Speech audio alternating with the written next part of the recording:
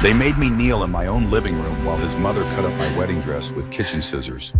The red wine dripped down my face, mixing with my tears, while his entire family laughed. His pregnant mistress laughed. My own husband laughed. They called me a gold digger, Here a are the charity papers, case, Elena. Sign them a and nobody. leave. I What won't they did sign not anything, know, Victoria. what none of them knew, Not while I'm carrying was that his I was child. worth $3.2 billion, 40 times Elena, their look at entire me. family fortune. You're I could not have bought their alone. hotel empire with what Let I me spent on help you. coffee last year. But I did not tell them, not yet, because I wanted them to believe they had won. I wanted them to feel safe in their cruelty. And then I wanted to watch their faces when they discovered they had just made the worst mistake of their lives. My name is Elena Mitchell, and this is the story of how a family tried to bury me without knowing I was a seed. If you have ever been underestimated, dismissed, or thrown away by people who thought you were beneath them, this story is for you. Hit that subscribe button and turn on notifications right now, because what happens next will have you on the edge of your seat until the very last second. Now, let me take you back to where it all began. The Harrison mansion had never felt like home. 6 months of marriage, and I was still a guest in my own life. Still hoping that Victoria, my mother-in-law, would warm up to me. Still believing that Richard, my father-in-law, might one day acknowledge my existence with something other than cold indifference. Still telling myself that Marcus loved me enough to make all of their hostility worthwhile. I was so naive, so desperately, foolishly naive. You have to understand something about me. I grew up in foster care, 17 different homes in 11 years. I learned very early that family was not something you were born into. It was something you had to earn, fight for, prove yourself worthy of receiving. So when Marcus Harrison swept into my life with his easy smile and his promises of forever, I believed him. I wanted to believe him so badly that I ignored every red flag, dismissed every warning sign, explained away every moment of doubt. That was my first mistake. It would not be my last. The evening that changed everything started like any other. I came home early from my part-time job at the community college, where I taught coding classes for $35 an hour. It was honest work, humble work, the kind of work that made the Harrisons look at me like I was something unpleasant they had accidentally stepped in. What they did not know, what nobody knew except my closest confidants, was that I did not need that job. I did not need any job. I owned the building where I taught. I sat on the board of a $21 billion technology company. The charity run, where I had met their precious son 3 years ago, had been funded entirely by my own money. But I am getting ahead of myself. Let me tell you about the double life I had been living and why I had chosen to hide everything I had built. My name is Elena Mitchell, but in the business world, I am known as Elena Sterling, the founder of NovaMind AI, the woman who sold her artificial intelligence startup for $800 million at the age of 28 and retained 15% equity in the company. That 15% is now worth $3.2 billion. Yes, billion, with a B. But after 2 devastating relationships where men transformed from loving partners into manipulative gold diggers the moment they discovered my wealth, I made a decision. The next man I loved would never know about the money. Not until I was absolutely certain he loved me for who I was, not what I could provide. So I created a double life. Public Elena lived in a modest apartment in a working-class neighborhood. She drove a 10-year-old Honda. She worked part-time as a coding instructor. She volunteered at the local church food bank. She had no social media presence, no flashy lifestyle, no visible signs of wealth. Secret Elena owned that apartment building anonymously. She flew to Manhattan once a month for board meetings. She had accounts worth billions that she never touched for her daily life. She watched the men she dated, waiting to see if they would love her when they thought she had nothing. Marcus Harrison had been my test, and for 8 months of dating, followed by 6 months of marriage, I thought he had passed. I was wrong. I remember the exact moment everything changed. I can still feel it in my body, the way my heart stopped, the way the air left my lungs, the way time seemed to freeze around me. I was walking through our apartment, a gift bag in my hands. Inside were tiny yellow baby shoes, the first thing I had ever bought for our child. I had found out that morning at the doctor's office. Pregnant, 6 weeks along, a tiny life growing inside me. proof that the future I had dreamed about was finally taking shape. I was going to tell Marcus over a special dinner. I had already planned the menu, his favorite wine, candles on the table, and then the reveal, the baby shoes, the tears of joy, the beginning of our real life together. I was humming to myself as I walked down the hallway toward our bedroom. That is how happy I was. Humming, like a character in a romantic comedy, moments before the horror begins. Then I heard his voice drifting through the partially open door. "I know, Mother, I understand. The prenup is solid. She gets nothing." I froze in the hallway. My heart, which had been so full of joy moments ago, suddenly started pounding with a very different emotion. Yes, I will file after Dad's deal closes. 3 more months. She has no idea. The gift bag slipped from my fingers. The baby shoes hit the hardwood floor with a soft thud that sounded like thunder in my ears. Marcus appeared in the doorway. His face cycled through several emotions in quick succession. Surprise first, his eyes widening as he saw me standing there. Then calculation as his mind raced through the implications of what I had heard. And finally, something cold and empty that I had never seen before. A stranger's face on the man I had married.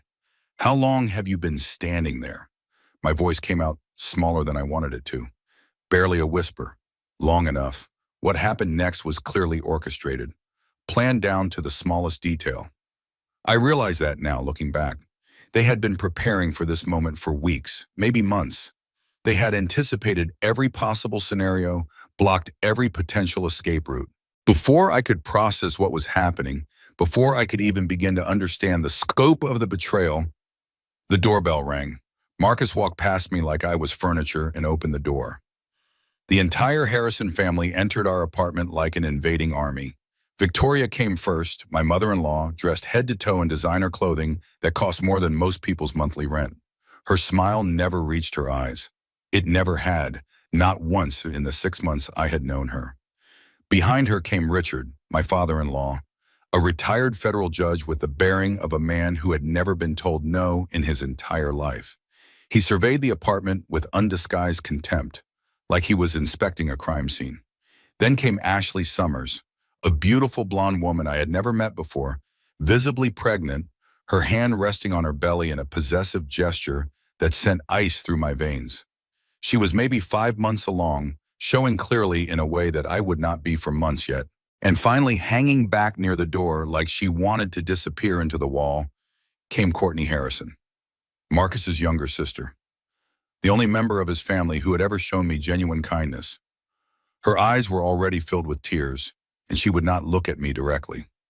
Victoria circled me slowly, her designer heels clicking on the marble floor like a countdown to something terrible. Her perfume was overwhelming, expensive, and suffocating. "So this is the little charity case who thought she could climb into our family." My voice came out shaky but defiant.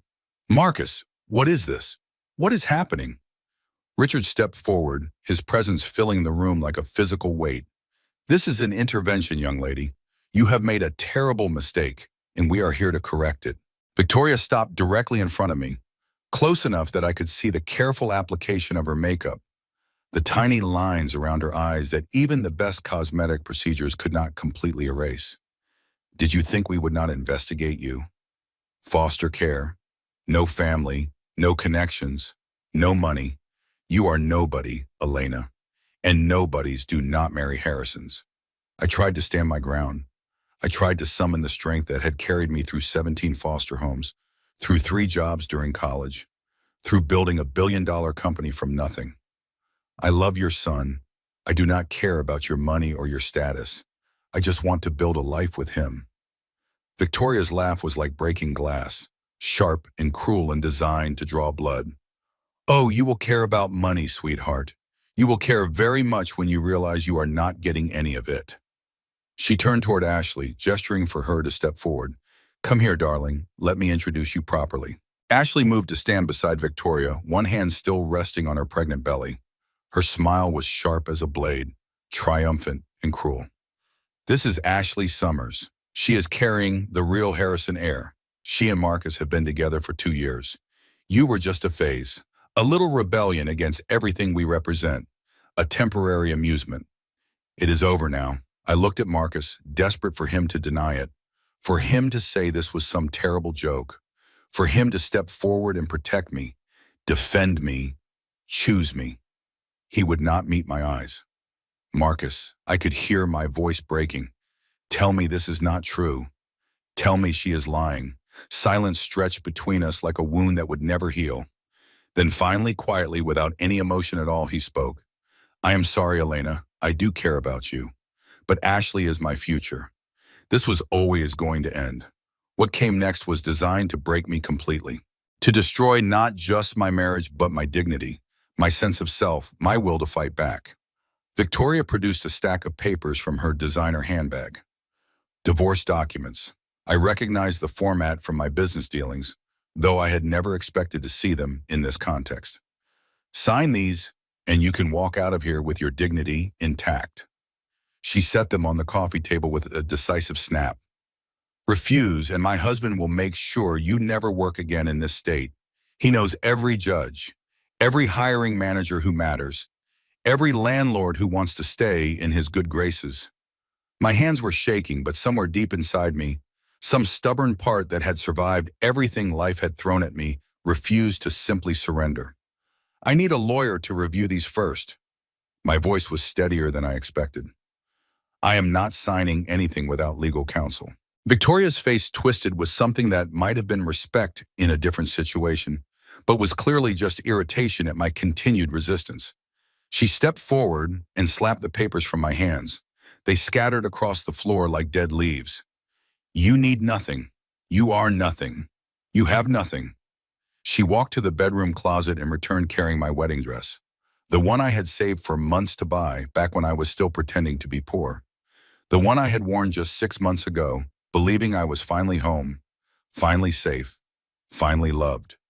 This is what you came here with. Dreams above your station. Fantasies about belonging somewhere you could never belong. She produced a pair of scissors from her purse. I realized with a sick feeling that she had planned this. Every moment, every humiliation. She had brought those scissors from home, knowing exactly what she intended to do with them. The first cut tore through the bodice of the dress. The fabric made a sound like a scream. I lunged forward to stop her, but Richard grabbed my arms from behind. His grip was painful, his fingers digging into my flesh hard enough to leave bruises. Kneel, he said. His voice was calm, almost pleasant, like he was asking me to pass the salt. What? On your knees. Now. Or I make one phone call and you will be arrested for theft before midnight. I have evidence that you have been stealing from my son for months. Fabricated, of course, but the charges will stick long enough to destroy you completely. I had no choice. Or rather, I could not see any choice in that moment. They had planned this too well, anticipated every response, blocked every exit. I knelt on the cold marble floor of my own living room. Victoria continued cutting. Piece by piece, strip by strip.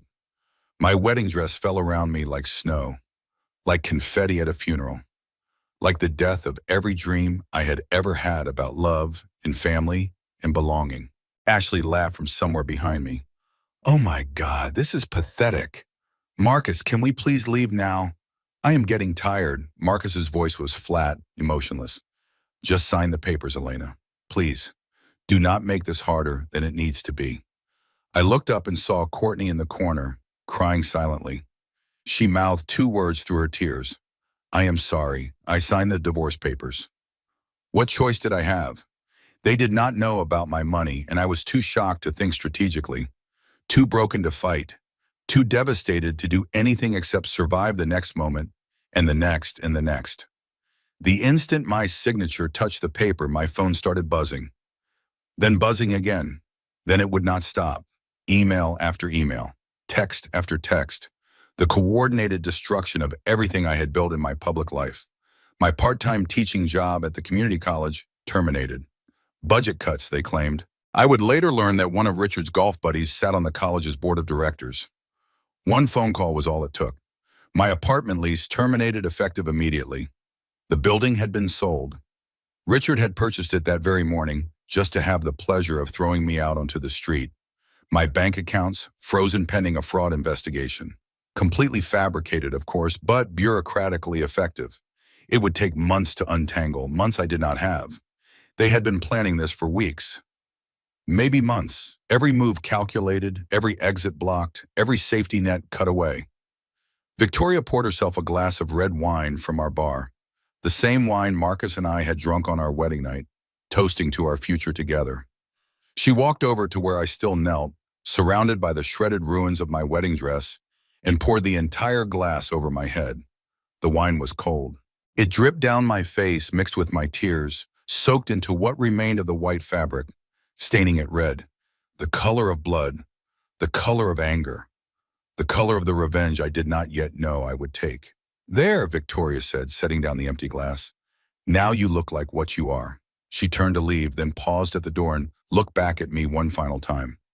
"Oh, and Elena, do not bother trying to contact my son. The restraining order will be filed by morning. If you come within 500 feet of any member of this family, you will be arrested.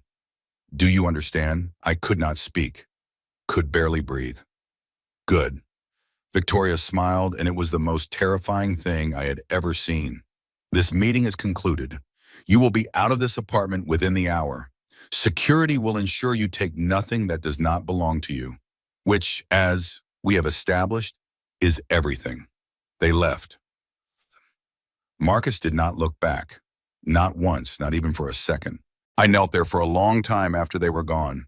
Wine dripping, dress destroyed, marriage over, future gone. Or so they thought. Because what Victoria Harrison did not know, what none of them knew, was that she had just made the worst mistake of her life. She had humiliated a woman who had survived things that would have broken most people. She had attacked someone who had built an empire from nothing once before and could do it again. She had made me kneel. She would learn what that cost.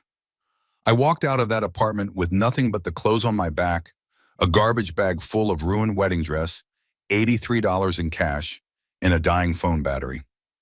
I also had a secret that none of them knew about. A positive pregnancy test hidden in my purse. A tiny life growing inside me that I had planned to announce with joy and had instead discovered in the middle of my own destruction. You might be wondering why I did not simply reveal who I really was in that moment. Why I did not pull out my phone and show them my NovaMind board credentials. Why I did not laugh in their faces and tell them that I was worth 40 times their pathetic hotel empire. The truth is complicated. First, I was in shock. Complete, devastating shock. The kind that makes your brain stop working properly, that reduces you to pure survival instinct.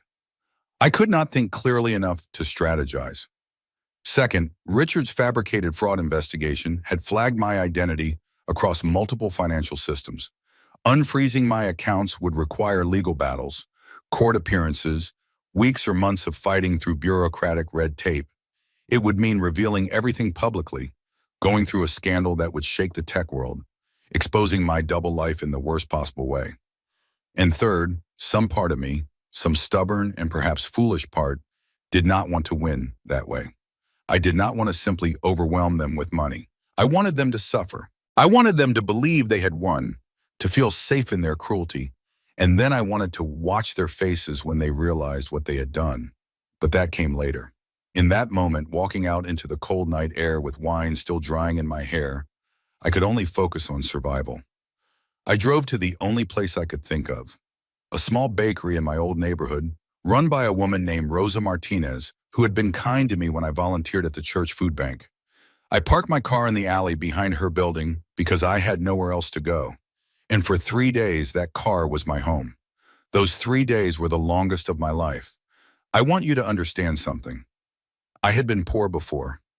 I had grown up with nothing. I had slept in place and far worse than the back seat of a Honda Civic. But there is a difference between poverty you are born into and poverty that is inflicted upon you. There is a different kind of despair that comes from having everything taken away. During the day, I tried to maintain some semblance of normalcy. I showered at the YMCA, paying with the dwindling cash in my pocket. I ate at the church food bank, accepting the same kind of help I used to provide. I watched my phone die because I had nowhere safe to charge it. I could have gone to Diane Crawford, my friend and fellow board member at NovaMind. She would have helped me instantly. She would have given me money, a place to stay, an army of lawyers to fight the Harrisons. But I could not bring myself to make that call. Not yet.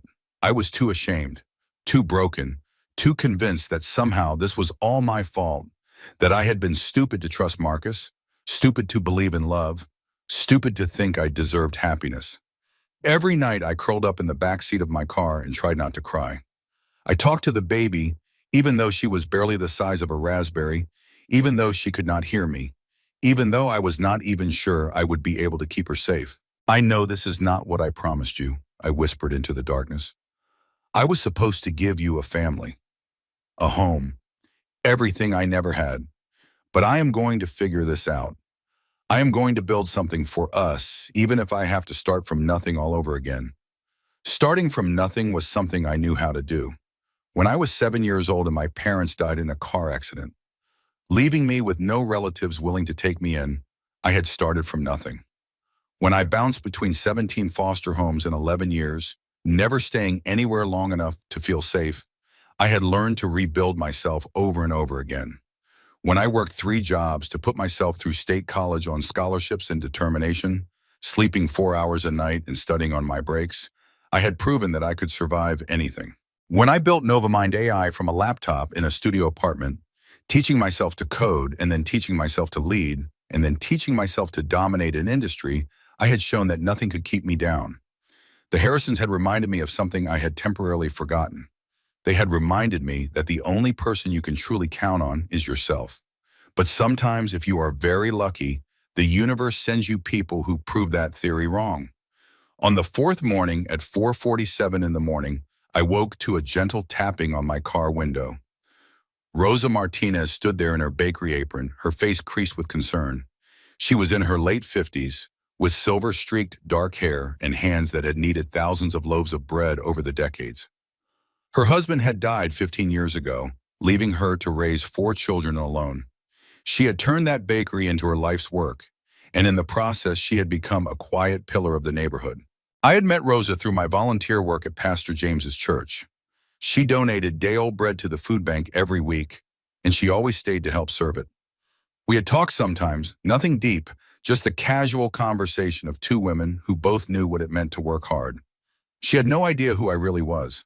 To her, I was just Elena, the quiet woman who showed up every Saturday morning to ladle soup and hand out bread. She gestured for me to roll down the window. Mija, her voice was soft with concern. How long have you been out here? I was too tired to lie. 3 days, why did you not come to me? The question cracked something open inside me. Tears I had been holding back for 72 hours finally spilled over. I was embarrassed, ashamed. I did not want to be a burden. I did not want to be a burden. I have nothing to offer you, nothing to give in return. Rosa opened my car door and took my hands. Her grip was warm and strong, calloused from years of work, but gentle in a way that made me want to cry harder.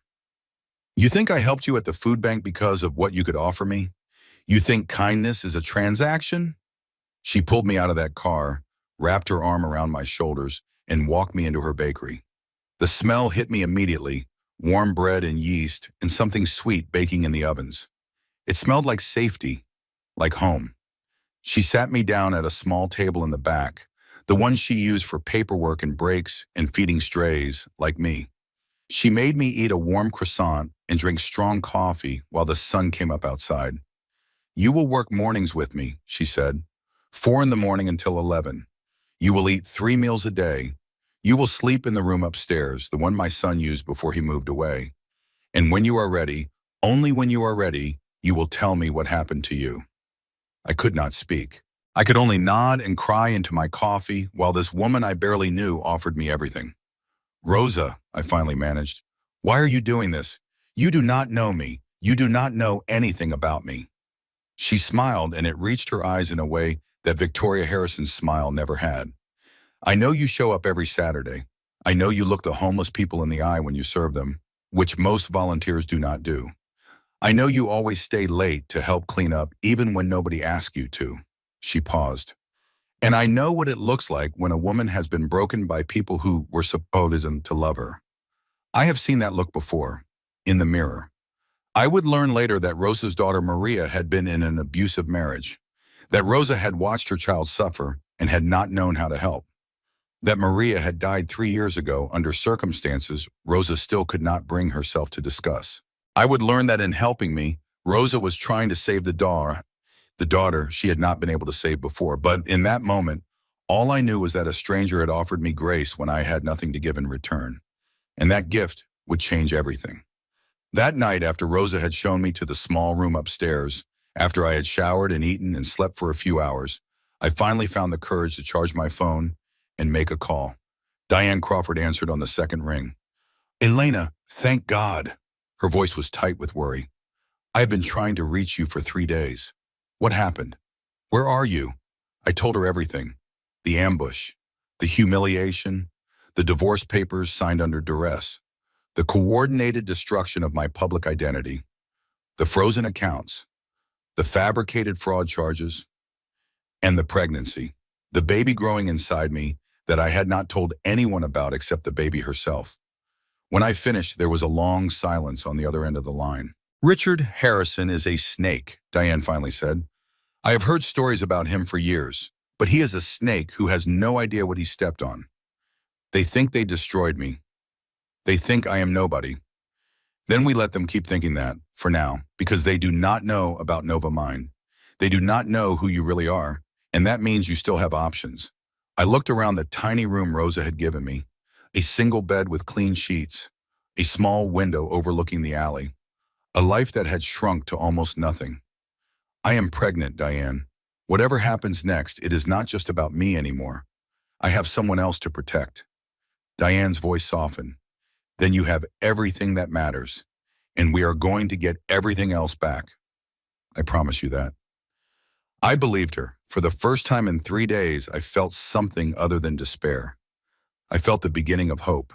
That night, lying in that narrow bed with one hand on my belly, I made a decision that would shape everything that followed. I was not going to simply reveal who I was and crush the Harrisons with money. That would be easy. That would be quick. That would give them the satisfaction of knowing they had driven me to desperation. No, I was going to wait. I was going to let them believe they had won. I was going to watch their lives from the shadows while I gathered evidence of every crime they had ever committed. And when the moment was exactly right, when their confidence was highest and their defenses were lowest, I was going to burn their world to the ground. They had made me kneel in my own living room. They had destroyed my wedding dress piece by piece while I watched. They had poured wine over my head and called me trash. They would learn what it was to underestimate someone who had nothing left to lose. The smell of bread became my salvation. Every morning at 3:30, my alarm went off in the small room above Rosa's bakery. By 4, I was downstairs in the warm kitchen, learning how to make bread. Rosa was patient with me, showing me how to measure flour and water, how to knead dough until it was smooth and elastic, how to shape loaves, how to know when the oven was exactly the right temperature. Working with my hands helped quiet my mind. There is something almost meditative about bread making, something ancient and grounding. The way the dough transforms under your fingers from a shaggy mess into something smooth and alive. The smell of yeast activating, creating tiny bubbles of potential. The satisfaction of pulling a perfect golden loaf from the oven and knowing that you made something good. Rosa and I did not talk much during those early morning hours. We did not need to. She had somehow understood that what I needed was not advice or sympathy or questions about what had happened to me. What I needed was purpose, a reason to get out of bed when every cell in my body wanted to give up and disappear. The bakery opened at 6. From 6 to 11, I worked the counter, serving coffee and pastries to the regulars who had been coming to Rosa's place for decades. They accepted me without question, the way small communities accept anyone who shows up and does the work. I was just the new girl helping Rosa. That was all they needed to know. By 11, my bakery shift was over. I would shower, change into slightly nicer clothes, and transform into my second self, the one who was planning revenge. Diane arranged for me to meet Malcolm Webb at a coffee shop on the other side of the city, far from any place the Harrisons or their associates might frequent.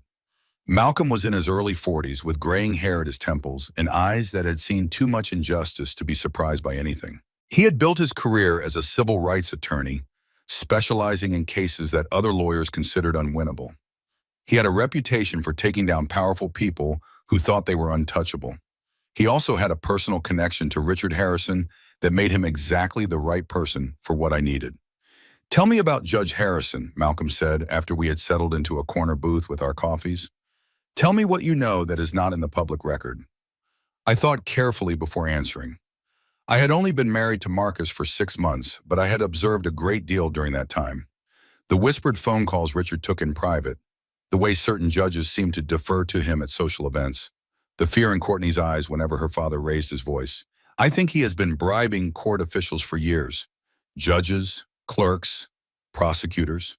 I think his hotel empire is not as successful as he pretends, and he has been hiding the true financial state of the business from everyone, including his own family. And I think he has destroyed other women before me." Malcolm's expression did not change, but something flickered in his eyes. "What makes you think that?" "The way Victoria orchestrated my humiliation.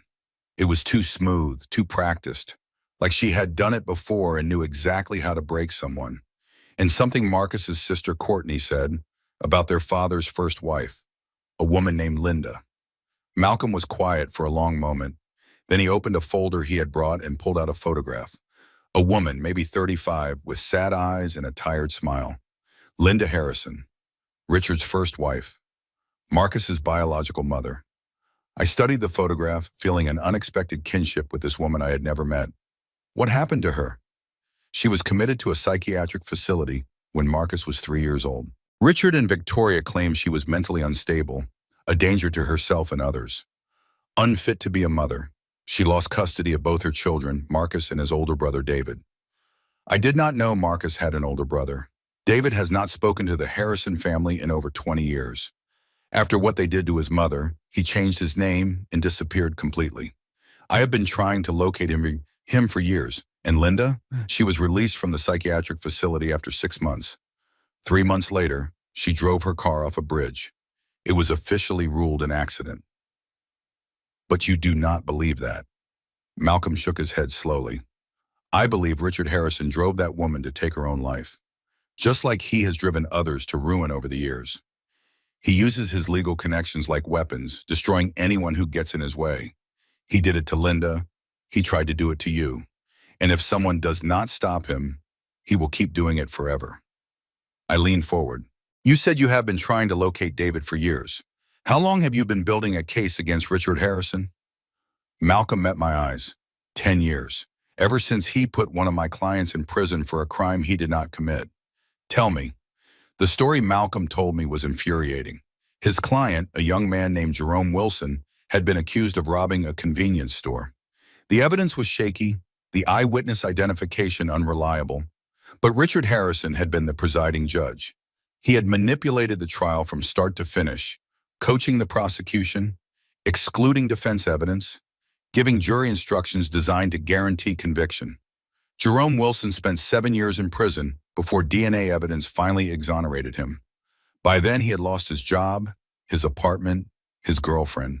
His mother had died while he was incarcerated, and he had not been allowed to attend the funeral. Richard Harrison faced no consequences. He had already retired from the bench by the time Jerome was exonerated, living comfortably on his hotel fortune and his reputation as a distinguished former jurist. I have been waiting for the right moment, Malcolm said. The right evidence, the right person brave enough to stand up to him. Elena, I think you might be that person.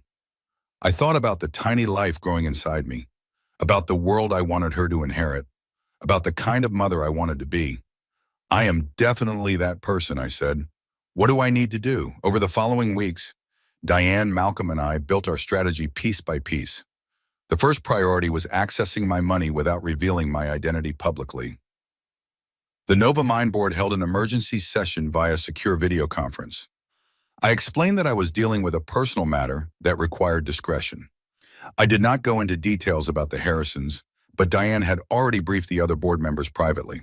Within 72 hours, I had access to a $10 million personal fund that could not be traced back to my public identity. It was routed through a series of shell companies, completely legal, but completely anonymous. The second priority was intelligence gathering. We hired the best private investigators money could buy, people who specialized in uncovering the secrets of the wealthy and powerful. They began digging into every corner of the Harrison family's life. What they found was worse than I had imagined. Marcus and Ashley's relationship had indeed started 2 years before Marcus met me. But here was the first twist.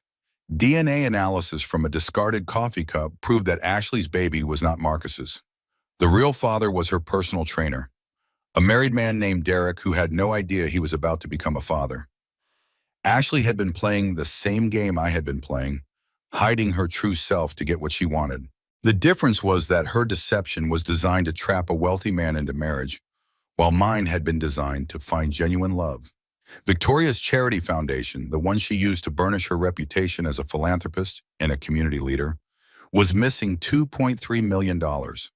She had been embezzling from her own organization for years, funneling the money into private accounts, using charitable donations to fund her designer wardrobe and luxury vacations. Richard's judicial bribery went back more than 2 decades.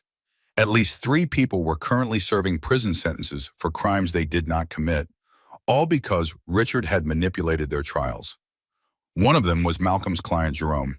Another was a woman who had refused Richard's advances 20 years ago. The third was a business competitor who had been threatening to expose Harrison Luxury Group's financial problems. And those financial problems were more severe than anyone knew.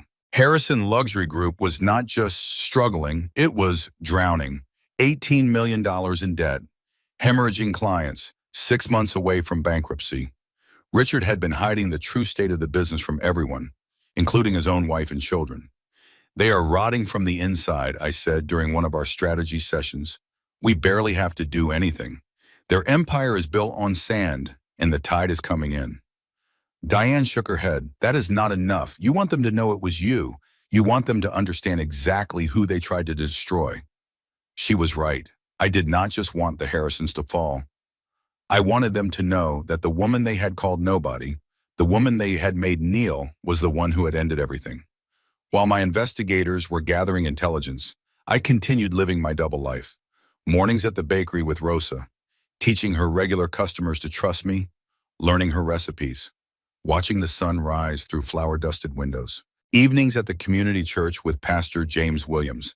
He ran a small congregation, nothing fancy, just good people trying to help each other through hard times. I started attending services with Rosa, not because I was particularly religious, but because I needed something to anchor me through the darkness. Pastor James was a former corporate lawyer who had walked away from a lucrative career to serve the community. He said he got tired of using his skills to help rich people get richer and wanted to use them to help poor people survive. Now he spent his days running a food bank, counseling struggling families, and preaching sermons about grace and justice and the power of new beginnings. One Sunday after the service, he approached me. "Rosa tells me you are going through a difficult season." I gave him a careful answer. "I am working through some challenges." He nodded. "She also tells me you are pregnant. Congratulations." "Thank you." I put my hand on my belly, which was just starting to show at 16 weeks. It was not planned, but she is the best thing that ever happened to my pastor. James smiled, and it reached his eyes in a way that felt genuine. There is no greater hope than new life. Whatever you are facing, whatever battles you are fighting, that child is proof that the future exists. She is proof that something good can come from even the darkest circumstances. I found myself blinking back unexpected tears. "Can I ask you something, Pastor?" "Of course. How do you know when you are doing the right thing? When you are fighting against something evil, but the fighting itself requires you to do things that feel wrong?" Pastor James was quiet for a long moment, considering the question with the seriousness it deserved. "I think the question is not whether the fighting feels wrong. Sometimes justice is uncomfortable. Sometimes it requires us to be harder than we want to be. The question is what you are building. When the fight is over, when you have won or lost, what will be left? What will your child inherit?" I thought about that question for days afterward. I was still thinking about it when I fell asleep each night, one hand resting on my growing belly. What was I building? A world where the Harrisons could never hurt anyone again. A world where men like Richard could not use their power to destroy women who got in their way. A world where my daughter would never have to kneel for anyone. That seemed like something worth fighting for. By week 20 of my pregnancy, our investigation had assembled a devastating portfolio of evidence. Financial records proving Richard's judicial bribery going back 2 decades. Bank statements showing Victoria's charity embezzlement. Documentation of at least 3 wrongful convictions that Richard had engineered. A detailed timeline of the coordinated campaign to destroy me, including evidence that Richard had purchased my apartment building specifically to evict me and had orchestrated the fabricated fraud investigation that had frozen my bank accounts. I could have ended the Harrisons that day. One press release, one call to the FBI, one story leaked to an investigative journalist with a grudge against the wealthy and powerful. But I wanted more than their destruction. I wanted their complete annihilation. I wanted them to come to me, begging, and discover too late who they were dealing with. So I began to apply pressure. Quietly, anonymously, the death of 1,000 cuts. I sent an anonymous letter to Harrison Luxury Group's biggest creditor, a bank that had been carrying their largest loan for over a decade. The letter contained detailed documentation of the company's true financial state, information that Richard had been carefully hiding from everyone. Within 2 weeks, the bank called in a $5 million loan.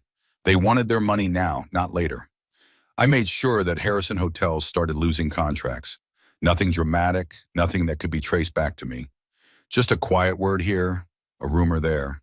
Did you know Harrison Luxury Group is in financial trouble? Did you hear that Richard Harrison might be under investigation for judicial corruption? Have you considered taking your business somewhere more stable? 3 major clients canceled their contracts within a month. I ensured that inspectors actually showed up at Harrison properties. Health inspectors, fire safety inspectors, building code inspectors. For years, Richard had been using his connections to avoid scrutiny. Now suddenly, every minor violation was being documented and reported. Their flagship hotel failed a health inspection. Nothing that would make the news, but enough to spook their remaining clients. The Harrison empire was crumbling, and they had no idea who was pushing it over. Week 24, my belly was now unmistakably pregnant, round and firm beneath the loose dresses I wore to hide it. I had not told anyone except Rosa, Diane, Malcolm, and Pastor James. The baby was my secret, my hope, my reason for fighting. Richard Harrison was getting desperate. His hotel company was hemorrhaging money. His connections were starting to fail him. His wife was asking questions about their finances that he did not want to answer. He reached out to tech investors, looking for a white knight to save his sinking company. Someone willing to pump money into Harrison Luxury Group in exchange for equity and a chance to turn things around. One name kept coming up in the venture capital community: Novamind AI. They had a board member who specialized in distressed acquisitions, someone who had made a fortune buying failing companies for pennies on the dollar and turning them into gold. That board member was me. Richard Harrison requested a meeting with Novamind to discuss a potential partnership. He had no idea who he was about to face. I prepared for that meeting like I was preparing for war. I bought a red power suit, the exact color of the wine Victoria had poured over my head. I got my hair done professionally for the first time in months, styled in a way that projected power and confidence. I practiced my boardroom face in the mirror until I could look cold and commanding without flinching. The meeting was scheduled for Monday morning at 10. On Sunday, I went to see Pastor James. He listened as I explained what I was about to do. Not the specifics, not the details of my plan, but the broad strokes. I was going to confront the people who had hurt me. I was going to reveal who I really was. I was going to watch their faces as they realized the woman they had called worthless was worth more than they could ever imagine. You have the power to destroy them now, Pastor James said. The question is, what will that make you? I thought about his question carefully before answering. I am not destroying them for revenge, Pastor. I am stopping them from hurting anyone else. Richard has put innocent people in prison. Victoria steals from charity. They drove Marcus's birth mother to take her own life. They raised a son who throws women away like garbage. If I do not stop them, who will? Pastor James nodded slowly. Just remember what we discussed. You are building a world for your daughter to live in. Make sure it is a world you are proud of. Make sure you can look her in the eye someday and tell her what you did and why. I promised him I would remember. I meant it. Monday morning, the Novamind building. I arrived at 8:30 and took my place at the head of the conference table on the 47th floor. The windows behind me offered a stunning view of the city, morning sunlight streaming in like a spotlight. Diane sat to my right, Malcolm sat to my left. Behind us stood three more attorneys in matching dark suits, silent and intimidating. I had rehearsed this moment 100 times in my mind. I knew exactly what I was going to say, how I was going to say it, when I would pause for effect. This was not just a confrontation. It was a performance, the most important performance of my life. At exactly 10 o'clock, my assistant showed the Harrisons in. Richard came first, looking around the sleek modern office with barely concealed desperation. His suit was expensive, but slightly rumpled, like he had not been sleeping well. Good. Victoria followed, her designer outfit a thin armor against the fear in her eyes. She was clutching her Hermes bag like a weapon or a shield. Marcus brought up the rear, nervous and uncertain, looking like he wanted to be anywhere else in the world. They did not recognize me at first. I was silhouetted against the windows, the light behind me making my features difficult to distinguish. And besides, why would they expect to see me here? They had destroyed Elena Mitchell, the nobody, the charity case, the gold digger. They had no idea that Elena Mitchell and Elena Sterling were the same person. "Thank you for coming," I said, keeping my voice professionally neutral. "Please have a seat." They sat. Richard immediately pulled out a folder and launched into his pitch without really looking at me. "We appreciate Novamind's interest in Harrison Luxury Group. As you can see from these projected figures, we are positioned for significant growth in the boutique hotel market over the next 5 years. With the right partnership and capital infusion, we believe we can—" He finally looked up, really looked at me. The sunlight shifted, illuminating my face fully. His expression went through several stages in rapid succession. Confusion, as his brain tried to reconcile what he was seeing with what he expected. Recognition, as he placed my features. Disbelief, as he realized the impossible. And finally, dawning horror, as he understood what this meeting really was. "Hello, Richard," I smiled, and it was not a warm smile. It was the smile of a predator who has finally cornered her prey. "It is so lovely to see you again." Victoria gasped. Her hand flew to her chest in what looked like genuine cardiac distress. "What is this? What kind of sick joke?" "No joke, Victoria." I leaned forward, letting them see me clearly for the first time. "Just business." Marcus had gone pale as milk. His mouth opened and closed several times before he managed to speak. "Elena, but we thought you were— How is this? You thought I was what? That I was destroyed? That I was broken? That I had crawled away to die, somewhere like a wounded animal?"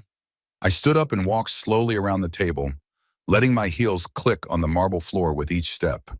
They watched me like mice watching a cat, frozen with fear. "Let me tell you a story," I said. 9 years ago, a young woman who had grown up with nothing, who had survived foster care and poverty, and every disadvantage the world could throw at her, built an artificial intelligence company from scratch. She sold that company for $800 million and retained 15% equity. Today, that company is worth $21 billion. Today, that woman is worth $3.2 billion. I stopped directly behind Richard's chair, close enough that he could feel my presence looming over him. Today, that woman is standing in front of the family that made her kneel on her own floor while they destroyed her wedding dress. Richard's voice came out strangled. "This is impossible. We investigated you. You were nobody, a foster kid, a part-time teacher. I was all of those things. I was also the anonymous founder of Novamind AI. I was also the silent board member who handles distressed asset acquisitions. And I was also, as of last week, the owner of every single dollar of debt that Harrison Luxury Group owes." I walked back to my chair and sat down, pulling a folder from the stack in front of me. $18 million, Richard. Due in 30 days. If you cannot pay, I foreclose on everything. Your hotels, your homes, your cars, everything. Victoria was crying now, real tears streaming down her perfectly made-up face. "This cannot be happening. This cannot be real." "Oh, it is very real, Victoria." I slid another folder across the table. "And that is not even the interesting part. The interesting part is what my investigators found when they started digging into your family's history." I opened the folder so they could see the contents. Bank records, phone records, photographs, documents with Richard's signature on them, 20 years of judicial bribery, 3 innocent people currently in prison because of trials you manipulated, $2.3 million embezzled from your charity foundation, Victoria. And let us not forget what you did to Linda. Richard's face went gray at the mention of his first wife's name. I do not know what you think you know about Linda. I know everything. I stood up again, unable to contain my energy. I know you had her committed to a psychiatric facility when she tried to divorce you. I know you took her children and turned them against her. I know you destroyed her so completely that she drove her car off a bridge. That was an accident, Victoria said automatically, the words sounding rehearsed. It was murder. Maybe not legally. Maybe you did not hold the steering wheel. But you killed her just as surely as if you had pushed her yourself, and you were planning to do the same thing to me. I let that sink in for a moment. The only difference is that I am not Linda. I have resources she did not have. I have evidence she could not gather. And I have absolutely no intention of letting you destroy me or anyone else ever again. Richard found his voice. What do you want? Money? We can make a deal. Everyone has a price, I laughed. It was not a pleasant laugh. You tried to destroy me because you thought I wanted your money. The irony is that I have more money than you could imagine. I could buy your entire empire with what I spend on coffee in a year. I do not want your money, Richard. I want your complete and total destruction. The meeting was over.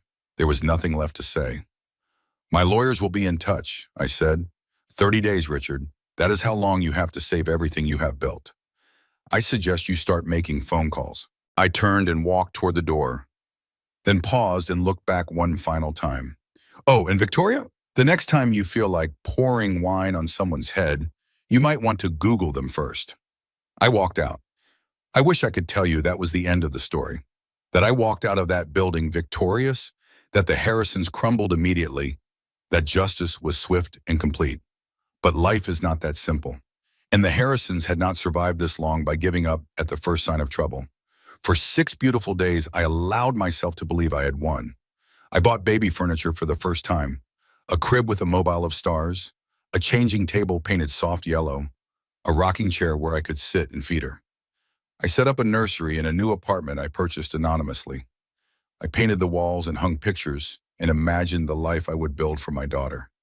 I told Hope that everything was going to be okay now, that we had won. I should have known better. The Harrisons had one more card to play, and when they played it, everything fell apart. 2 days before I was supposed to receive the Harrisons' response to my ultimatum, I got a phone call that changed everything. Elena, Malcolm's voice was tight with barely controlled anger. We have a problem, a serious problem. I was sitting in the nursery I had been preparing, surrounded by baby clothes I had been folding. The mobile above the empty crib turned slowly, casting star-shaped shadows on the walls. What kind of problem? Someone on our team has been feeding information to Richard Harrison. The words hit me like a physical blow. I felt the blood drain from my face. That is impossible. We were so careful. It is the forensic accountant we hired, Thomas Mercer. Richard paid him $500,000 to copy our strategy documents and report back on everything we were planning. I thought about all the meetings Mercer had attended, all the documents he had reviewed, all the secrets he now had access to. How much does Richard know? He knows you are the Novamind board member. He knows about the debt acquisition. He knows about the investigation into his judicial bribery. My heart was pounding. What about the evidence? Does he know how much we have? Malcolm paused. We think so.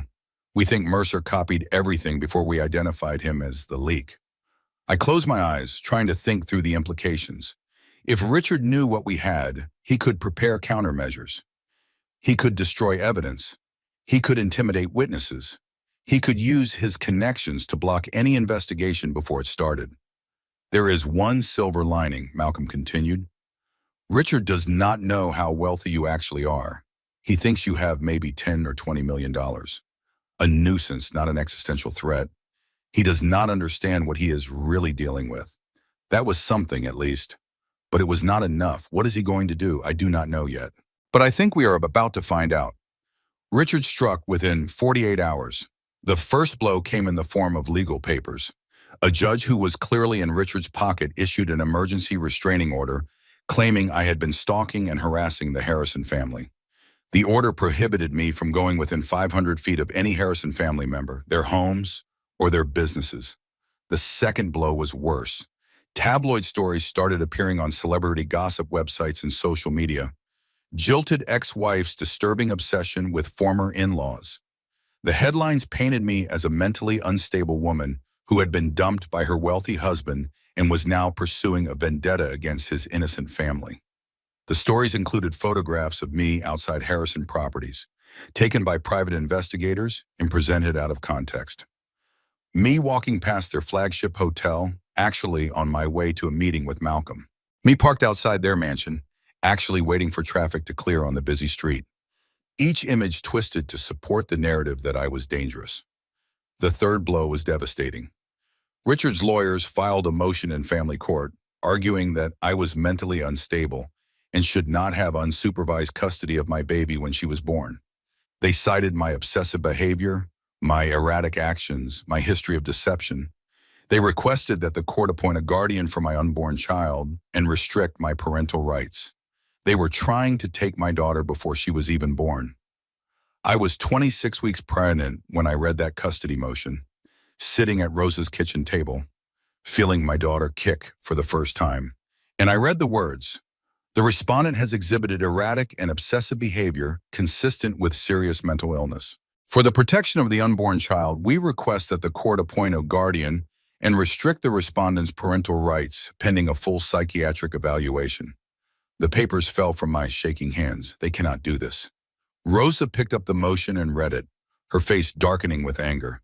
They have no evidence, no proof. This is lies. They do not need evidence. My voice sounded hollow even to my own ears. They have connections. They have judges. They have 20 years of practice destroying women who get in their way. Diane arrived within the hour. Malcolm followed. We gathered around Rosa's tiny kitchen table, the same table where she had fed me croissants and coffee on the morning she saved my life, and tried to figure out what to do. "This is Richard's playbook," Diane said grimly. "He did exactly the same thing to Marcus's birth mother, declared her mentally unfit, took custody of her children, destroyed her completely. She did not survive it," Malcolm added quietly. I felt sick. The walls seemed to be closing in around me. Is that what he is going to do to me? Is he going to take my baby and destroy me until I drive off a bridge? No, Malcolm's voice was firm.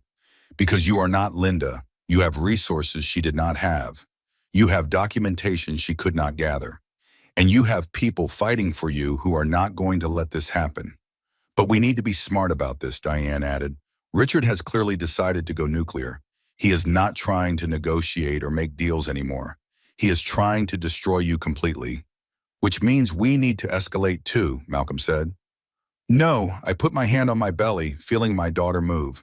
Not yet, not like this. They both looked at me with concern. Elena, if we do not fight back, I know. But right now, the only thing that matters is her. I pressed my palm against the place where my daughter was kicking. If the stress of this fight hurts her, if something happens to my baby, then they have already won. No matter what happens to the Harrisons afterward. I looked at Malcolm. How bad is the custody motion? Really, be honest with me. Malcolm considered his words carefully. The judge assigned to the case is one of Richard's old colleagues, not directly on his payroll, as far as we know, but sympathetic to him. If Richard pushes hard enough, he could potentially get a temporary order restricting your parental rights pending evaluation. My heart clenched. And then what? Then you would have to prove you are fit to be a mother, undergo psychiatric examination, fight for custody of your own child, like Linda did. Malcolm nodded slowly, like Linda did. I made my decision in that moment. For the next few weeks, I was going to step back. Let my lawyers handle the legal battles. Focus on staying healthy, keeping my blood pressure down, protecting my daughter. The revenge could wait. My baby could not. That night, alone in my room above the bakery, I wrote a letter to my unborn daughter. Dear Hope, I want you to know that I chose you. In the hardest moment of my life, when I had the chance to fight the people who hurt me or protect you, I chose you without hesitation. There are people in this world who want to take you away from me before you are even born. They think they can destroy me like they have destroyed other women. They think their money and power make them untouchable. They are wrong, but proving them wrong will have to wait. Right now, my only job is keeping you safe, growing you strong, making sure you come into this world healthy and loved and protected. Everything else, the revenge, the justice, the reckoning, that can wait. You are worth waiting for. Love, your mom. I folded the letter and put it in a box with the other things I was saving for her. Ultrasound pictures. The tiny yellow baby shoes I had bought on the day everything fell apart. A photograph of Rosa holding up a loaf of bread, grinning at the camera. Evidence of hope in the middle of darkness. The next several weeks were the hardest of my life. My doctor put me on modified bed rest at week 28. My blood pressure was too high.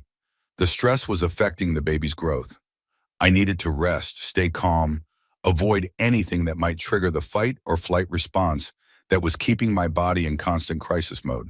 So I retreated to Rosa's small room above the bakery and tried to let go of my war against the Harrisons. It was almost impossible. Every day brought new bad news. The custody motion was proceeding through the courts despite Malcolm's best efforts to get it dismissed. The tabloid stories were multiplying, each one painting me as more unstable and dangerous than the last.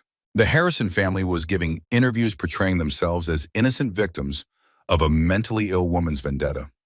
The Nova Mind Board was getting nervous. Shareholders did not like the negative publicity. There were whispered discussions about asking me to step back from my position until the situation resolved. Even my baby was suffering. She was measuring small at every prenatal appointment. The stress hormones flooding my body were affecting her development. I lay in that narrow bed for hours every day, watching the ceiling, trying to meditate, trying to stay calm, trying not to think about everything I had lost and everything I might still lose. The walls closed in. The room felt smaller every day. The darkness that had been held at bay by action and purpose now crept back, whispering that maybe the Harrisons were right. Maybe I was nothing. Maybe I deserved to lose. One night at 3 a.m, Rosa found me sitting on the floor of my room, crying. She did not say anything at first. She just sat down beside me on the cold hardwood, wrapped her arm around my shoulders, and let me cry. When the tears finally slowed, she spoke. Do you know why I took you in that morning? Because you are a good person. Rosa shook her head. Because I recognized you. Not your face, your eyes. I did not understand. What do you mean? I had a daughter. Her name was Maria. She was brilliant, beautiful, kind. She reminded me so much of you. I knew Rosa had lost a daughter. She had mentioned it briefly once, but she had never told me the details. Maria married a man who seemed perfect at first, charming, successful, from a good family. Rosa's voice was heavy with old pain. But after the wedding, everything changed. He controlled her, isolated her, made her feel like she was nothing without him. What happened to her? Rosa was quiet for a long moment. I told her to be patient, to wait, to not make waves. I was afraid of what he might do if she tried to leave. So I told her to stay and hope things would get better. Did they get better? No, Rosa's voice cracked. They got worse, and one night she called me crying, saying she could not take it anymore. I told her to hold on, that I was coming to get her, but by the time I got there, she did not finish the sentence. She did not need to. I am so sorry, Rosa. I did not know. Rosa took my hands in hers. Her grip was strong despite her age. I failed my daughter because I was afraid. Because I told her to be quiet and patient and small. I will not make that mistake again. She turned to look me directly in the eyes. You are not nothing, Elena, and I will not let you give up. Not while I still have breath in my body. My daughter did not have anyone to fight for her, but you have me. You have Diane and Malcolm and Pastor James. You have that baby inside you who needs her mother to be strong. Rosa, I whispered. What if I am not strong enough? What if they win? Then we lose fighting. Rosa's voice was fierce now. We lose on our feet, not on our knees. We lose swinging. But we do not give up, not ever. Giving up is the only way they truly win. She helped me up off the floor and back into bed. She brought me warm milk and sat with me until I fell asleep. The next morning, I woke up feeling different. The despair was still there. lurking in the corners of my mind. But there was something else now, too. Determination. I was not going to let Richard Harrison do to me what he had done to Linda. I was not going to let my daughter grow up without a mother. I was going to fight. 3 days later, I had an unexpected visitor. Rosa brought her upstairs with a puzzled expression. "There is a woman here to see you. She says her name is Courtney Harrison." My heart started pounding. Courtney, Marcus's sister, the only member of his family who had cried at my humiliation. The only one who had seemed genuinely sorry for what was happening. Send her up. Courtney looked terrible. Dark circles under her eyes. Hair unwashed and pulled back in a messy ponytail. Clothes wrinkled like she had slept in them. She sat down in the chair beside my bed, hands twisting nervously in her lap. She kept glancing toward the door like she expected someone to burst in at any moment. "How did you find me?" "I hired my own private investigator." She would not meet my eyes. "I had to know if you were okay." "Why do you care?" I did not bother hiding my suspicion. "Your family has been trying to destroy me for months." Courtney was quiet for a long moment. Then she said something that changed everything. "When I was 15 years old, I found a box in my mother's closet. I waited, not sure where this was going. It was hidden behind her shoes. I thought maybe it was Christmas presents or something. So I opened it. What was inside? Photographs." Courtney's voice dropped to barely a whisper. Photographs of women. Their faces, some crying, some broken, some with that hollow look that comes when you have lost everything. I felt cold suddenly, despite the warm room. Who were they? Women my father destroyed, women who got in his way over the years. My mother kept them like trophies. Proof that she always wins. That is monstrous. I know. Courtney finally looked up, and I saw tears in her eyes. I have known for 15 years exactly what my parents are capable of. I have watched them destroy people over and over again, and I have been too scared to do anything about it. So why are you here now? Because of Linda. I felt my pulse quicken at the name. Linda was my father's first wife, Marcus's mother. I never met her, but I found her photograph in that box too. And years later, when I was old enough to understand, I learned what happened to her. What happened to her? Courtney took a deep breath. My mother had her committed to a psychiatric facility, took her children, destroyed her reputation. Linda got out after 6 months, but she was never the same. And 3 months later, she drove her car off a bridge. Courtney nodded. They called it an accident. But I found the note she left, hidden in my father's desk years later. She wrote that she could not live in a world where people like the Harrisons always won. She wrote that she had nothing left to fight for. I put my hand on my belly, feeling my daughter move. Why are you telling me this? Because when I saw your face at that dinner, when my mother was cutting up your dress and pouring wine on your head, you had the same look Linda had in those photographs. Courtney reached into her bag and pulled out a flash drive. I have been collecting evidence for 10 years.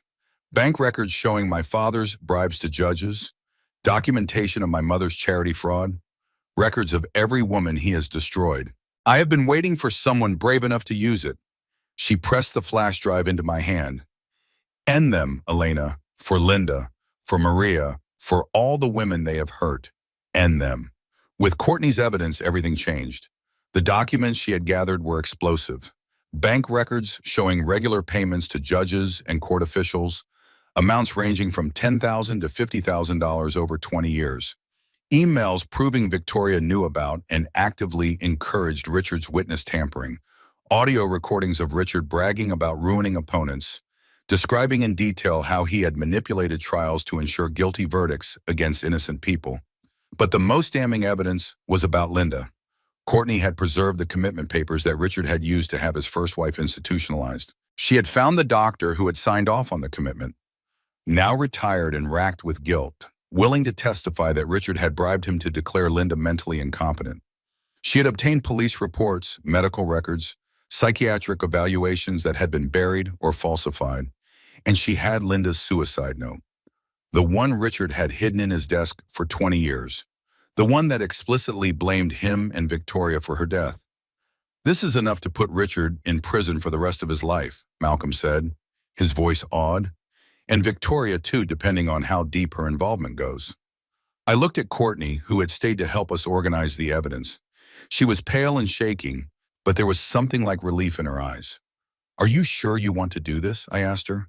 "They are your parents. There is no going back once this starts. They stopped being my parents a long time ago." Courtney's voice was steady despite her trembling. "They are monsters who wear human faces. And I have a daughter of my own now. Lucy is 4 years old. I want her to grow up in a world where people like my parents do not win. Then let us make that world together." Over the next few weeks, we rebuilt our strategy from the ground up. This time, we were more careful. We used encryption and secure communication channels. We verified everyone on our team personally. We created multiple backups of all evidence, stored in locations that Richard could never find or access. And we began our counterattack. The first move was anonymous tips to federal investigators. The FBI opened an inquiry into Richard's judicial bribery. The IRS began auditing Victoria's charity foundation. The second move was media outreach. Diane connected with investigative journalists who had been trying to crack the Harrison story for years. They began preparing a comprehensive expose. The third move was completing the debt acquisition. I now owned 100% of Harrison Luxury Group's debt, $18 million that I could call in at any moment. And the fourth move was the most satisfying. We began systematically undermining the Harrisons in ways they could not trace back to us. Richard's judge friends suddenly stopped returning his calls. Victoria's charity board demanded an emergency audit. Harrison Luxury Group lost client after client as rumors spread about their financial instability. And then Ashley's scandal broke. Someone, we never discovered who, leaked to a celebrity gossip blog that Ashley Summers' baby was not Marcus Harrison's. DNA tests confirmed it. The real father was her personal trainer, a married man whose wife immediately filed for divorce. The tabloids that had been painting me as the villain now turned their attention to the Harrisons. The cheaters, the liars, the family whose carefully constructed image was crumbling in real time. Marcus called me 3 weeks into our counterattack. I was lying in bed at Rosa's, 32 weeks pregnant now, feeling my daughter hiccup against my ribs. When I saw his name on my phone, I almost did not answer. But I was curious. "Hello, Marcus, Elena." His voice was small and desperate. Nothing like the cold, detached man who had watched me kneel on our living room floor. "My family is falling apart. Everything is going wrong. Can we please just talk? You can talk to my lawyers. I made a mistake. A horrible mistake. I see that now. I was stupid. I was weak. I let my parents control me like they have always controlled me. Please, Elena, just tell me what you want. I will do anything." I thought about all the things I could say, the accusations, the recriminations, the fury that had been building inside me for months. Instead, I said, "I want you to feel exactly what I felt. Powerless, humiliated, alone." I hung up before he could respond. "Elena finally allows herself to hope," Diane said during one of our strategy sessions. "That is what I would write if this were a movie." She was joking, but she was not wrong. For the first time in months, I felt like victory was possible. Not just possible, but inevitable. The Harrisons were crumbling. Their empire was falling. Their secrets were being exposed. I bought baby furniture. Real furniture, not secondhand. A crib with a mobile of stars. A changing table painted soft yellow. A rocking chair where I could sit and hold my daughter. I set up a nursery in a new apartment, painted the walls, hung pictures, imagined the life we would build together. I told Hope we had made it, that everything was going to be okay. I should have known that the Harrisons would not go down without one final desperate fight. At 35 weeks pregnant, Richard Harrison went nuclear. I was sitting in my new apartment, finally feeling safe enough to leave Rosa's tiny room, when Malcolm called. "Elena," his voice was grim. "We have a problem, a big one." "What now?" "It is Courtney. Victoria found out she has been helping us." My blood ran cold. "How?" "We do not know yet. But Victoria moved fast. She had Courtney committed to a psychiatric facility this morning. Involuntary 72-hour hold. Just like she did to Linda. Exactly like she did to Linda." Malcolm paused, and there is more. While Courtney was being processed, Richard's people broke into her house. They took Lucy. Victoria has filed for emergency guardianship, claiming Courtney is mentally unstable and unfit to parent. They took her daughter. They are claiming it is for the child's protection. Same playbook they used 20 years ago. I felt dizzy. The room seemed to spin around me. What about our evidence? Did they find the backups? They destroyed everything at Courtney's house. But she was smart. She had cloud backups they did not know about. So we still have the evidence. We still have the evidence. But Elena, that is not the worst part. How can there be something worse than this? Malcolm took a deep breath. Richard leaked your identity to the tabloids. The real one. Elena Sterling, secret billionaire. But he spun it as proof that you are a manipulative predator who targeted his vulnerable daughter to destroy an innocent family. The headlines appeared on my phone as Malcolm spoke. I scrolled through them with growing horror. Billionaire sick revenge. How Elena Mitchell destroyed a family. The real gold digger. Secret fortune revealed. Harrison family speaks out against billionaire stalker. The narrative was devastating. Richard had taken the truth and twisted it into a weapon. Now I was not a victim fighting back against her abusers. I was a billionaire psychopath who had pretended to be poor to trap a wealthy man. And when that failed, I had manipulated his mentally ill sister into betraying her own family. Public opinion shifted overnight. The sympathy I had been building evaporated. My phone exploded with interview requests from outlets that wanted to expose me. The Nova Mind Board called an emergency session. And then, while I was still reeling from all of this, my water broke. 5 weeks early, I called Rosa first, then 911. Within minutes, I was in an ambulance rushing to the hospital, my body convulsing with contractions that were coming too fast. The stress, one of the paramedics said, it can trigger early labor. I knew he was right. Every moment of fear and anger and despair over the past months had taken its toll. My body had finally reached its breaking point. The hospital was a blur of bright lights and urgent voices. Doctors surrounded me, attaching monitors, inserting IVs, shouting numbers that I did not understand. The baby is in distress, someone said, heart rate dropping. We need to do an emergency cesarean now. I was wheeled into surgery alone. Rosa was still on her way. Diane was on a plane. Malcolm was in court. I grabbed the nurse's hand as they prepared to put me under. If something happens to me, I whispered, do not let the Harrisons anywhere near my baby. Promise me, please. They will try to take her. The nurse squeezed my hand. I promise. Then everything went dark. When I woke up, Rosa was sitting beside my bed, holding a small bundle wrapped in white. She is perfect, mija. Rosa was crying, tears streaming down her weathered face. She is absolutely perfect. She placed my daughter in my arms. 5 pounds, 4 ounces, small but strong, 10 fingers, 10 toes. A face that looked like mine, with Marcus's eyes. I could not speak. I could only hold her and cry and feel the weight of her in my arms and know that somehow, despite everything, I had brought something beautiful into the world. Hi, Hope. My voice was barely a whisper. I am your mom, and I promise you, no one will ever make you feel worthless. No one will ever make you kneel. She opened her eyes and looked at me. Not really seeing, I knew. Newborns cannot see clearly, but it felt like she saw me, like she knew me, like she understood. I love you, I told her. I love you more than I have ever loved anything, and I am going to build a world for you where people like the Harrisons do not win. I spent 3 days in the hospital recovering from surgery. During that time, the outside world continued to fall apart. The tabloid stories multiplied. My face was everywhere. Elena Mitchell, billionaire or psychopath. The trial that will expose her lies. Harrison family files restraining order against baby's dangerous mother. The Nova Mind Board met without me and decided to place me on temporary leave pending resolution of my personal issues. They were careful about their language, but the message was clear. I had become a liability. Courtney was released from the psychiatric facility after 72 hours. The evaluation found nothing wrong with her, because there was nothing wrong with her. But by then, Victoria had emergency custody of Lucy. Getting her back would require a court battle that could take months. And Richard's lawyers filed a motion to restrict my custody of Hope, using the same arguments they had been preparing for months. mentally unstable, dangerous obsession, unfit to parent. But something had changed.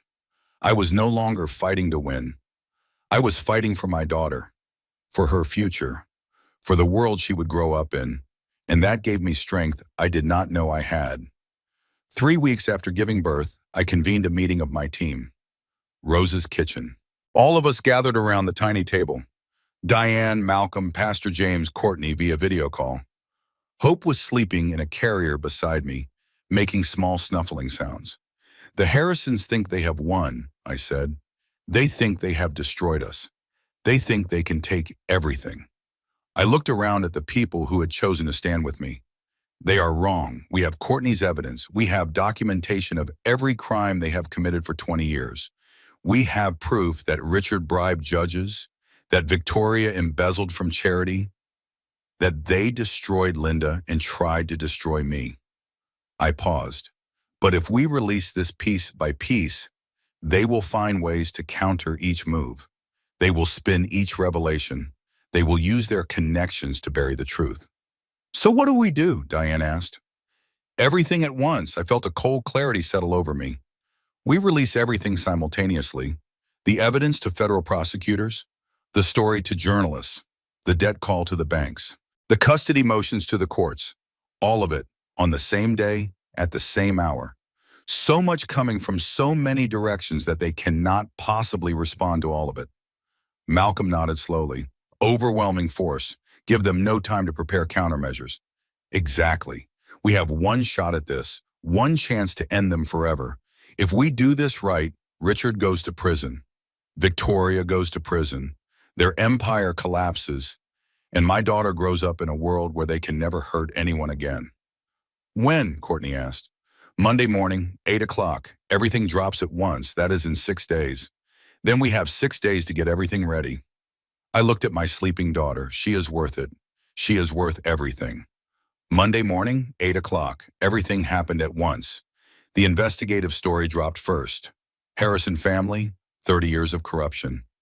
3 major news outlets ran it simultaneously, each with their own angle. One focused on Richard's judicial bribery. One focused on Victoria's charity fraud. One focused on Linda's death and the pattern of destroyed women. By 8:15, the FBI announced an expanded investigation into Richard Harrison. They had received substantial evidence of judicial corruption and were treating it as a priority case. By 8:30, the IRS announced criminal charges against Victoria Harrison for tax fraud and embezzlement.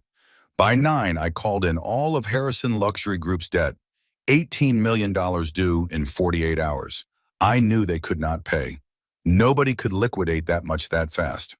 By 9:30, Malcolm filed emergency custody motions for Courtney, documenting Victoria's history of using psychiatric commitment as a weapon against women she wanted to destroy. By 10, my own attorneys filed complete custody documents for Hope, including sworn statements from doctors, psychologists, and character witnesses proving I was fit to parent. By noon, the Harrison empire was in freefall. I watched from Rose's apartment, Hope sleeping in my arms. The news coverage was relentless. Talking heads analyzing every revelation, legal experts predicting prison time for both Richard and Victoria, financial analysts speculating about the complete collapse of Harrison Luxury Group. My phone rang constantly. Interview requests, congratulations from old friends, apologies from people who had doubted me. I answered none of them. I just sat there with my daughter and watched the destruction of the people who had tried to destroy us. It should have felt satisfying. Years of pain, months of planning, everything coming together exactly as I had designed. Instead, I felt empty, hollow, like something had been taken from me that could never be returned. Revenge, I was learning, is not as sweet as it seems in movies. Richard Harrison requested an emergency meeting that afternoon. I agreed. At my office in the Nova Mine building. My territory, my rules. He arrived with Victoria and Marcus, all 3 looking diminished. Richard's commanding presence had crumbled. Victoria's perfect facade was cracked and leaking. Marcus just looked lost, like a child who had wandered into a battlefield. They were escorted to the conference room on the 47th floor. I was waiting for them in my red power suit, Hope sleeping in a carrier beside me. Behind me stood Diane, Malcolm, and three more attorneys. Richard sat down heavily. He looked like he had aged 10 years in a single morning. You have to call off these attacks. His voice was hoarse. Name your price. Everyone has a price. I let the silence stretch for a long moment before responding. 3 years ago, I had a price. It was simple, genuine love, a real family. You decided I was not worth even that. Victoria spoke through clenched teeth. This is ridiculous. You are destroying an entire family over a failed marriage. You need psychiatric help. I turned to look at her. The woman who had poured wine on my head, who had made me kneel, who kept photographs of broken women like trophies. I am not destroying your family, Victoria. I am revealing it. Every bribe Richard paid, every woman you helped him bury, every dollar you stole from charity, every life you ruined, you destroyed yourselves decades ago. I am just finally turning on the lights. Marcus spoke quietly, his voice cracking. Elena, the baby, that is my daughter too. Please, I will do anything. I studied my ex-husband's face, searching for any trace of the man I had once loved, the man who had asked about my dreams, the man who had said he wanted something real. That man had never existed. Or if he had, he was too weak to survive his own family. Her name is Hope, I said. And yes, she is your daughter biologically, but you will never have unsupervised access to her. You will never teach her that power means destroying the powerless. You can know her if you earn that privilege, but you will never own her. No one will ever own her. I stood up. This meeting is over. Your debt is due in 47 hours. Your lawyers can contact my lawyers. I picked up Hope's carrier and walked toward the door. Elena, wait. Richard's voice was desperate. We can make a deal. I have information, connections, resources. We can help each other.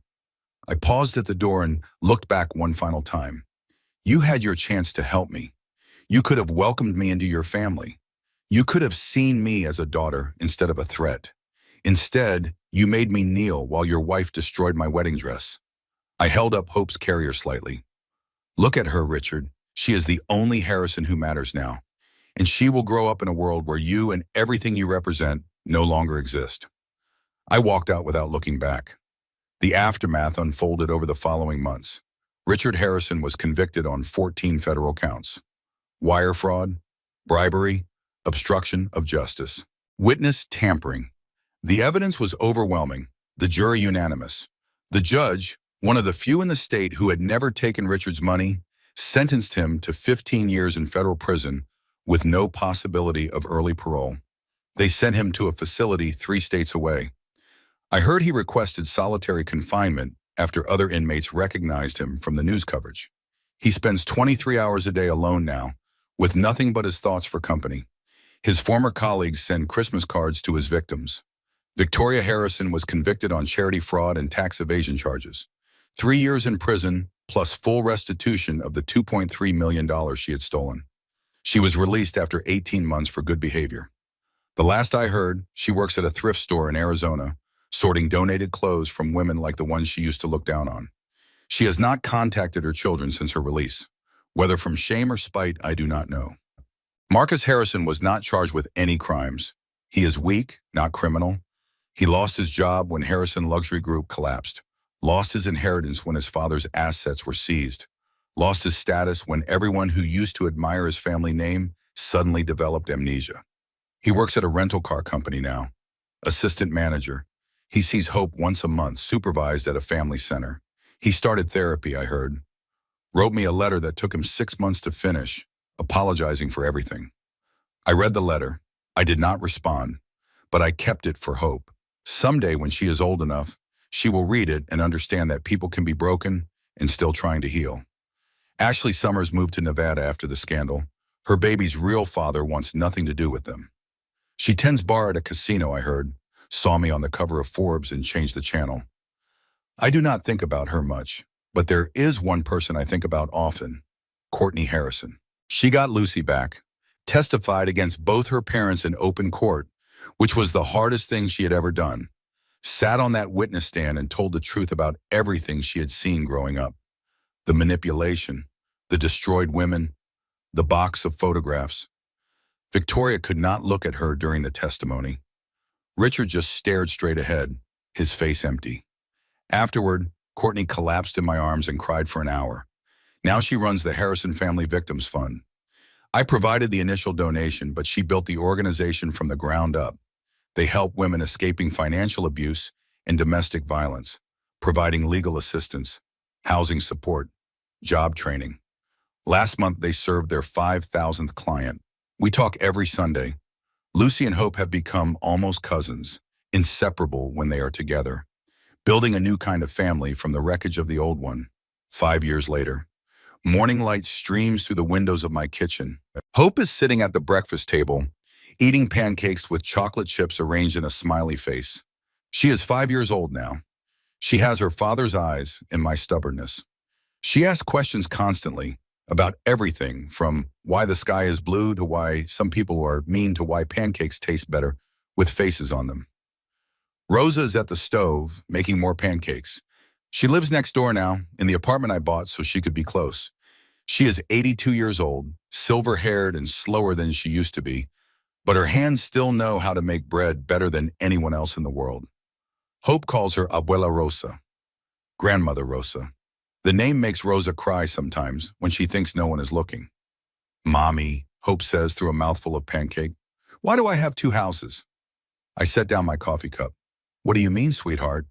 I have this house with you and Abuela Rosa, and I have the Saturday house where I see Daddy Marcus. I kneel down to her level, the way I always do when she asks hard questions. You have two houses because a lot of people love you. That is a good thing, even when it is complicated. She thinks about this. Is Daddy Marcus a bad person? I consider my answer carefully. Marcus has changed in 5 years. Therapy helped. Losing everything helped more. He is trying to be a better person than he was raised to be. Daddy Marcus made some bad choices a long time ago. He hurt Mommy very much. But he is trying to be better now, and people can change, Hope. People can always choose to be better. That is what I want you to remember. She nods solemnly, then returns to her pancakes. The philosophical moment is over. A knock at the door. James Carter lets himself in, wearing his work clothes, sawdust in his hair. He is a contractor I met 3 years ago at a Habitat for Humanity build. I was there to donate money. He was there to donate labor. We argued about the best way to hang drywall. He had no idea who I was. By our 3rd date, I was falling in love with him. By our 5th date, I told him the truth about my wealth, expecting it to change everything. He shrugged and said, "Cool. Can you pass the salt?" That was when I knew. We are not married. I am not sure I will ever marry again. But he shows up. Every single day he shows up. He makes Hope laugh. He asks about my day and actually listens to the answer. He loves me for who I am, not what I have. Ready for the big day? He asks, kissing my cheek. As ready as I will ever be. The grand opening ceremony is at noon. Rosa's Bakery has expanded. 12 locations now, all across the city, all employing women transitioning out of difficult situations. The original location, the one where Rosa found me sleeping in my car 6 years ago, has been renovated and expanded. Today is the ribbon cutting for the new flagship store. The mayor will be there. Television cameras, dignitaries. But mostly there will be women.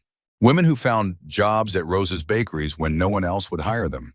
Women who learned to make bread and found they were making new lives. Women who passed through our program and went on to start their own businesses. Rosa's daughter gives the main speech. Not Maria, who is gone, but the daughter Rosa has made from all the women she has helped over the years. 5 years ago, she says, her voice carrying over the crowd, my mother found a woman sleeping in her car behind this bakery. She had nothing except a baby in her belly and a heart that refused to quit. I am standing in the back, holding Hope's hand, trying not to cry. My mother gave her a room and a job. That woman gave my mother a legacy. These bakeries, all 12 of them, they are not about bread. They are about second chances. They are proof that when we help each other, we all rise. The crowd applauds, the ribbon is cut, the doors open. Hope tugs at my hand. Mommy, was that lady talking about you? Yes, sweetheart. You slept in a car. I did, when I had nothing else. But now you have everything. I kneel down again, looking into my daughter's eyes. So like her father's, so unlike him in every way that matters. No, sweetheart. Now I have enough. There is a difference. We drive home through the old neighborhood, past the church where Pastor James still preaches. He is outside, helping an elderly woman carry groceries. He waves. Hope waves back. Uncle James, she calls him, past the empty lot where I used to sleep in my car. It is a community garden now. Vegetables grow where despair used to live. Children play where I once cried myself to sleep. Past a faded sign that says Harrison Hotels. The building behind it is empty. Condemned. Scheduled for demolition next month. What was that place, Mommy? Nothing important, not anymore. Home. The house is modest for someone of my wealth. 3 bedrooms, a yard with a garden. A neighborhood with other children for Hope to play with. I wanted her to grow up normal, or as normal as possible. I wanted her to know the value of things that cannot be bought. On my office wall, there is a framed flash drive, the one Courtney gave me. Below it, a small plaque with words I wrote myself. Some storms come to clear your path. People ask me sometimes if I got my revenge, if I enjoyed watching the Harrisons fall, if it felt as good as I imagined. I tell them the truth. Revenge was never really the point. The point was building something they could never tear down. A company that treats people fairly, a network of bakeries that gives women second chances, a family of people who chose each other, a life where my daughter will never have to kneel for anyone. They thought they buried me. They did not understand. I was a seed. That evening, after dinner, after bath time, after 3 bedtime stories and 1 glass of water and 1 more trip to the bathroom, Hope finally falls asleep. I stand in her doorway, watching her breathe. The mobile above her bed turns slowly, casting star-shaped shadows on the walls. The same mobile from the crib I bought when I first dared to hope we might make it. There is a letter in my drawer, the one I almost wrote to her that night when I thought about giving up. I rewrote it later, when things changed, when I found my strength again. Someday, when she is older, I will show it to her. I will tell her the whole story, the humiliation and the heartbreak, the people who tried to destroy us, the people who saved us, the long road from kneeling on that cold marble floor to standing in this warm house, watching my daughter sleep. But not tonight. Tonight, I just want to look at her, to remember how far we have come, to feel grateful for everyone who helped us along the way. Rosa, Diane, Malcolm, Pastor James, Courtney, James Carter, and so many others. They thought I was nobody. They should have Googled me. I walk to my office and sit down at my desk. An email from Courtney is waiting. Lucy asked about Hope today. She wants to know if they can have a sleepover. Also, the foundation helped its 5,000th woman this month. We are just getting started. Thank you for giving me a reason to be brave. I smile and type back, tell Lucy that Hope says yes to the sleepover. And Courtney, you were always brave. You just needed someone to be brave with. See you Sunday. On my desk is a photograph in a handmade frame, taken at Hope's christening 5 years ago. Me holding Hope in my arms, Rosa beside me, crying happy tears. Diane and Malcolm standing proud. Pastor James with his hand raised in blessing. Courtney with Lucy on her hip. James Carter, who had just come into my life, standing a little awkwardly at the edge of the frame. My family. None of them related to me by blood. All of them bound to me by something stronger. Written on the frame, in my own handwriting. We chose each other. The phone rings. A number I do not recognize. Hello, Miss Mitchell? This is Jennifer Reyes from the Tribune. I am writing a follow-up piece on the Harrison family case 5 years later. I was hoping to get a comment from you. I consider hanging up. Then I consider what I want to say. I have one comment. Yes? Tell your readers that every woman who has ever been told she is a nothing, who has been pushed down or held back or made to feel worthless, she should know that the people who diminished her were wrong. She has power they cannot imagine. She has strength they will never understand. I pause and tell them one more thing. What is that? Never underestimate the quiet ones. We are usually the most dangerous. I hang up before she can ask any follow-up questions. Later that night, I stand at my window, looking out at the city lights. Somewhere out there, Richard Harrison is in a prison cell, alone with his memories of power he will never have again. Somewhere out there, Victoria Harrison is sorting donated clothes, surrounded by reminders of everything she lost. Somewhere out there, Marcus Harrison is studying for the therapy certification he is trying to earn, determined to help other people avoid the mistakes he made. Somewhere out there, thousands of women are sleeping safely in homes they built with help from people who believed in them. And here, in this house, my daughter is dreaming. I do not know what she dreams about. Probably pancakes, maybe unicorns, hopefully stars. I hope she never dreams about kneeling. The last letter I wrote to Hope, the one I will give her someday, ends like this. Dear Hope, when you were born, I was terrified. Not of being a mother, but of the world you were entering. A world where powerful people destroy the powerless, where money buys justice, where women are told to be quiet and grateful and small. I did not want that world for you, so I burned it down. Not with fire, with truth, with courage, with the help of people who believed that things could be different. And from the ashes, we built something new. The bakeries where women learn to rise. The foundation where survivors find help. The company where everyone is treated with dignity. The family where people choose to love each other. That is your inheritance, Hope. Not money, not power, but a world that is slightly less cruel than the one I was born into. A world where people like the Harrisons do not always win.